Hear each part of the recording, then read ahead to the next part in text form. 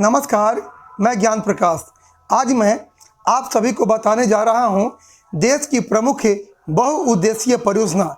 यह टॉपिक आप सभी के परीक्षाओं के लिए काफ़ी महत्वपूर्ण है, खास करके बिहार पुलिस, एसएससी, जीडी, दरोगा, बीपीएससी।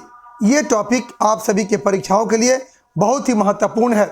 आप मेरे चैनल को अगर पहली बार देख रहे हैं, इसे सब्सक्राइब जरूर कर लेंगे, बेल आइकन को प्रेस कर लेंगे। तो आइए आप सब मेरे साथ याद करें देश की प्रमुख बहुउद्देशीय परियोजना वो किस नदी पर है। आप मेरे चैनल पर अंत तक बने रहिएगा ताकि एक एक जो है परियोजना मैं आपको याद करा सकूं।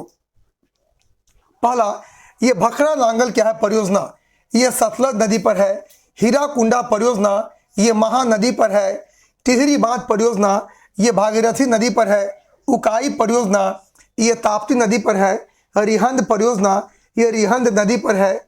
दुर्गा बैराज परियोजना ये दामोदर नदी पर है और दामोदर नदी को ये बंगाल का शोक कहा जाता है।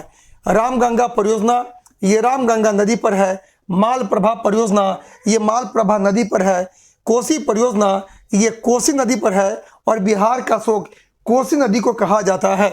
शरावती परियोजना ये शरावती नदी पर है। भीमा परियोजना ये पवना नदी पर है। शारदा परियोजना ये शारदा एवं गोमती नदी पर है। तिलैया परियोजना ये बराकर नदी पर है और बराकर नदी दामोदर की सहायक नदी है। ये तुलबुल परियोजना ये झेलम नदी पर है। फरक्का परियोजना ये गंगा एवं भागीरथी नदी पर है। दुल्हाती परियोजना ये चेनाव नदी पर है। ये माता टीला परियोजना ये बेतवा नदी पर है। ये कोयना परियोजना ये कोयना नदी पर है। मयूराक्षी परियोजना मयूराक्षी नदी पर है। ये फरक्का परियोजना गंगा भागीरथी नदी पर है। ये चंबल परियोजना ये चंबल नदी पर है। गंडक परियोजना ये गंडक नदी पर है।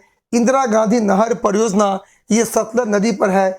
नागार्जुन सागर परियोजना ये कृष्णा नदी पर है।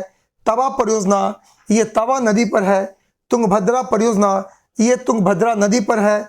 सरहिंद परियोजना ये सतलज नदी के तट पर है और जवाहर सागर परियोजना ये चंबल नदी पर है।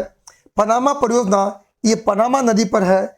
गिरना परियोजना ये जो है गिरना नदी महाराष्ट्र में। आज मैंने आप सभी को बताया देश के प्रमुख बहुउद्देशीय परियोजना के विषय में।